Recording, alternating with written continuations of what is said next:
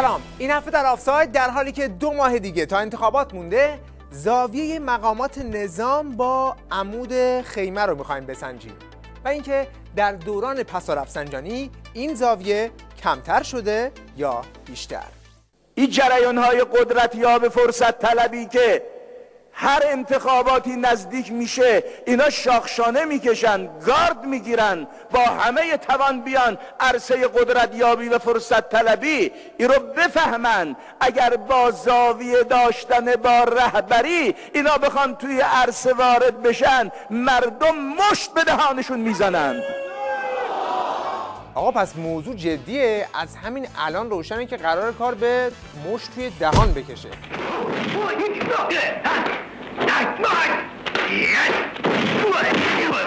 برای اینکه بتونیم زاویه با عمود خیمه نظام رو بسنجیم، اول باید ببینیم که خود مقام عظما چند درجه است و حرفش چیه. ما نقض نمی‌کنیم برجام رو، لکن اگر طرف مقابل نقض کنه که حالا همینطوری دارن تهدید میکنن، این خب اونو اگر پاره کردن ما آتیش میزنیم. بله، نزدیک چهارشنبه سوری هستیم و آتیش زدن هم داره به هشتگ روز تبدیل میشه. حالا میریم سراغ یکی از قطب‌های اصلی انتخابات، یعنی حسن فریدون، تا ببینیم که نظرش درباره آتیش زدن چیه. قطعنامه باید توسط همون نهاد و ارگانی که تصویب شده به دست خود اون لغو بشه. که آقا بعضیا فکر میکردن یه منقلی اینجا وجود داره، یه قطعنامه است، اینو میندازیم تو منقل آتش میگیره. حالا اون بعضیا حتما تو خونهشون منقل دارن که این توهمات میاد توی ذهنشون. اما اگر قطعنامه رو آتیش بزنن مگه جنگ نمیشه؟ یکی از ترفندهای دشمن این بود است هی تهدید کنن به جنگ. اون مسئول اروپایی هم به مسئولین ما میگه که آقا جنگ در ایران حتمی بود، اگر برجام نبود حتما جنگ بود. دروغ محض. داره میگه اگر برجام نبود جنگی هم در کار نبود. پس برای تفریح رفتن برجام امضا کردن؟ شیخ فری نظر تو چیه؟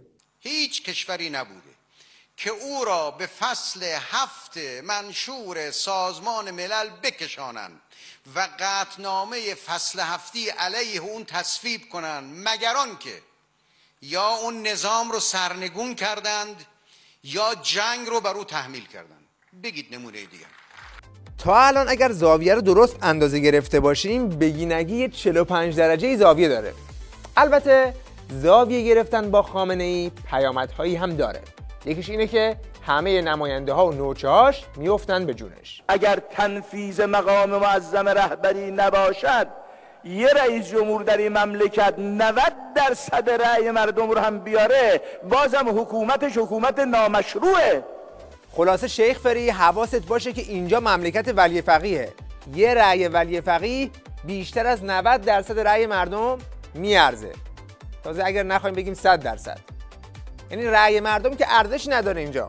مردم اونجایی فقط به درد میخورن که بشه باش کوبید توی سر جناح مقابل. مردم گلمندن. مردم از تبعیض، از کمکاری، از پیشرفت نکردن کار، از بی‌اعتنایی به مشکلاتشون مردم گلمندن. البته یه وقت اشتباه نشه، این خودش دردش اصلاً درد مردم نیست، بیشتر زاویه‌اش درد میکنه. وگرنه که فتوای لغو کنسرت نمیداد که یه گلایه به مردم اضافه کنه. من نمیدونم یه چند نفری اینا چجوری فکر میکنن، چجوری حرف میزنن، چجوری مقاله مینویسن، چی میخوایم چه کار بکنیم. والا بلا این دروغ گفتن مثل همون آب شوره، خاصیت نداره. هی آب شور نخورید، آتش شما بیشتر میشه، بعد فرداد بیشتر داد میزنید. آخه شیخ فریدون اگر آب شور همون دروغ باشه که تو از روز اول خودت رو بستی به آب شور. ما که یادمون نرفته یه کلیدی آوردی که قفل‌ها رو باز کنه، ولی فقط یه قفل زدی روی قفل مشکلات مملکت. کلید چی شد؟ جناب آقای حسن کلید روی این جعبه رو بگرد. بعد از 4 سال سر کار گذاشتن مردم شاید پیدا شد.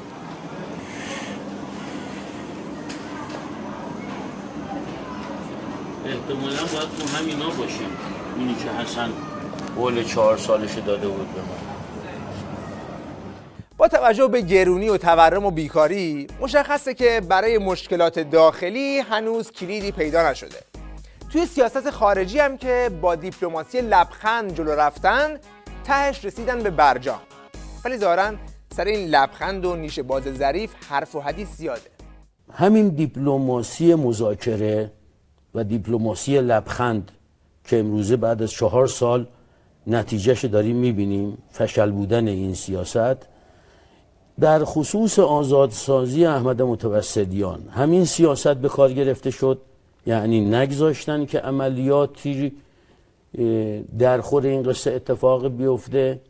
یعنی بنا بوده عملیاتی واقعا مثلا سپاه انجام بده یا سپاه محمد رسول الله انجام بده. تاریخچه‌ای داره، شاید نمیتونم همش رو امشب اینجا باز بکنم. بال زدنی که عماد انجام میداد برای این که آقا میتونیم، یعنی اینها الان هستش این به عنوان مستندات که اومدند و اینها گفتن که ما توان اینو داریم، چهرهایی رو داریم که بدیل اینها معاوضه بگیریم و همونجا اینها قائله رو ختم بکنیم اینها. اما متاسفانه نشد و این پرونده هنوز که هنوزه مفتوح است. بابا توی این شرایط که بحث بردن سپاه توی لیست تروریستی روی میزه، روی آنتن زنده خودشون دارن سند میدن که سپاه میخواسته گروگانگیری کنه. آخه اسم اینو چی میشه گذاشت؟ بعضیا نمیدونن برای اینکه از دولت انتقاد بکنن کل اعتماد عمومی رو زیر سوال میبرن. این خیانت به کشور، این خیانت به نظامه. آقا قضیه خیلی پیچیده شد، زاویه رسید به خیانت. اینا دارن همدیگه رو آسفالت میکنن، جدی میگم ها، چون قبلا هم تو نظام موردش بوده. یعنی امام نائب بر حق خودش رو که پدر شهیدم بوده آسفالتش کرد برای عبرت تاریخ. عبرت تاریخ. اتفاقا خود این پاسدار قاسمی یکی از اوناییه که توی آسفالت کردن سررشته داره و از این چشمه هم زیاد داشته. یعنی کسی که بی احترامی به بالاترین شخصیت یه نظام کرده، نظام رو هم به چالش کشیده و لیدر کودتاست، یکی از لیدرهای کودتا در نظامه.